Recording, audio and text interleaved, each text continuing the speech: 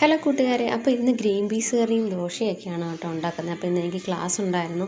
അപ്പോൾ ഇന്നലെ തലേന്ന് ഞാൻ ഗ്രീൻ പീസ് വെള്ളത്തിലിട്ടുണ്ടായിരുന്നു. അത് കഴുകി വൃത്തിയാക്കി കുക്കറിലിട്ട് നമ്മുടെ സവാളയും ക്യാരറ്റും തക്കാളിയും പച്ചമുളകും കറിവേപ്പിലയും പിന്നെ ഉപ്പും മഞ്ഞൾപ്പൊടിയും മുളക് പൊടി മസാല ഇതെല്ലാം കൂടെ ഇട്ട് കുക്കറിലിട്ട് വേവിച്ചെടുക്കണം കേട്ടോ. മുളക് പൊടി നിങ്ങൾക്ക് ആവശ്യമുണ്ടെങ്കിൽ ഇട്ടാൽ മതി. കാര്യം ചിലർക്ക് ഗ്രീൻ കളറിലിരിക്കുന്നതായിരിക്കും ഇഷ്ടം. ഞാൻ പിന്നെ കുറച്ച് മുളക് പൊടി ചേർത്തന്നേ ഉള്ളൂ.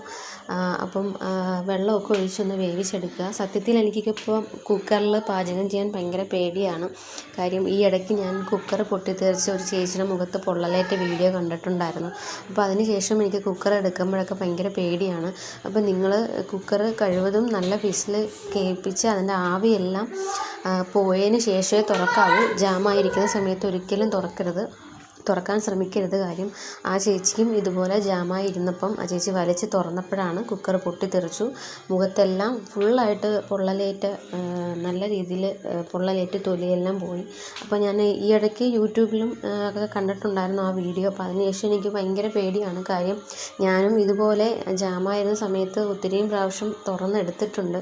പക്ഷേ എന്തോ ദൈവഭാഗ്യത്തിന് ഒന്നും പറ്റിയിട്ടില്ല. അപ്പോൾ നിങ്ങളും ഇനി കുക്കർ എടുക്കുമ്പോൾ ശ്രദ്ധിക്കണം. നമ്മൾ ഇതിനൊക്കെ വെള്ളമൊക്കെ ഒഴിച്ച് പൈപ്പൊക്കെ ഉള്ളവർ അതിൻ്റെ പൈപ്പ് ഒന്ന് ഓണാക്കിയിട്ട് ആ കുക്കർ ഒന്ന് തണുപ്പിച്ച് ഒരു 5 മിനിറ്റോ 10 മിനിറ്റോ ഒക്കെ കഴിഞ്ഞതിന് ശേഷം വിസിൽ ഫുള്ളും പോയതിന് ശേഷം പതിയെ തുറന്നെടുക്കാവൂ. ഒരിക്കലും നിങ്ങൾ ജാമായിരിക്കുന്ന സമയത്ത് തുറക്കാൻ ശ്രമിക്കരുത്. തുറന്ന് ചിലപ്പം നമ്മുടെ കഷ്ടകാലം അനുസരിച്ച് എപ്പോഴാണ് അത് കയ്യിൽ നിന്ന് പോകുന്നതെന്ന് പറയാൻ പറ്റത്തില്ല. അപ്പം ഒന്നുകൂടെ പറയുകയാണ്, കുക്കറും തുറക്കാൻ ആരും ജാമായിരിക്കുന്ന സമയത്ത് ശ്രമിക്കരുത്. അപ്പോൾ നിങ്ങളുടെ ഗ്രീൻ പീസ് കറി ഞാൻ റെഡിയാക്കി മാറ്റി വെച്ചതിന് ശേഷം നമ്മുടെ കോവയ്ക്ക വിഴുക്ക് വരട്ടി എടുത്തിട്ടുണ്ട് കേട്ടോ. കോവയ്ക്ക വിഴുക്ക് വരട്ടാനായിട്ട് അപ്പോൾ അതിലേക്ക് ഞാൻ സവാളയും തേങ്ങയും കൂടെ ചേർത്ത് വിഴുക്ക് വരട്ടി എടുക്കത്തേ ഉള്ളൂ. പിന്നെ ഞാൻ മോര് കറിക്ക് നമ്മുടെ തേങ്ങയും പച്ചമുളകും ഇഞ്ചിയും വെളുത്തുള്ളിയും മഞ്ഞൾപ്പൊടിയും ജീരകവും എല്ലാം കൂടെ ചേർത്ത് തൈരും കൂടെ ചേർത്ത് അരച്ചെടുത്തിട്ടുണ്ട്.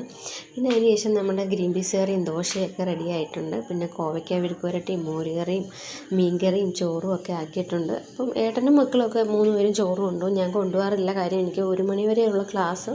ഞാൻ വണ്ടി കയറി ഇങ്ങ് വരുമ്പോൾ തന്നെ ഏകദേശം 1:30-2 മണിയൊക്കെ ആവും. അപ്പോൾ ഒരുപാട് നാളുകൾക്ക് ശേഷം ബസ്സിലൊക്കെ പോകുമ്പം എന്തോ പോലെയൊക്കെ ആട്ടോ. കാര്യം ഞാൻ ഇപ്പോൾ ക്ലാസ് തുടങ്ങിയപ്പോഴാണ് ബസ്സിൽ പോകാൻ തുടങ്ങിയത്. അതുവരെ ഏട്ടനും മക്കളൊക്കെ ആയിട്ടില്ല ബൈക്കിൽ പോകുന്നതുകൊണ്ട് ആ ഒരു ഇതില്ല. അപ്പോൾ എൻ്റെ വീഡിയോ നിങ്ങൾക്ക് ഇഷ്ടമാകുന്നുണ്ടെങ്കിൽ ലൈക്ക് ചെയ്യുക.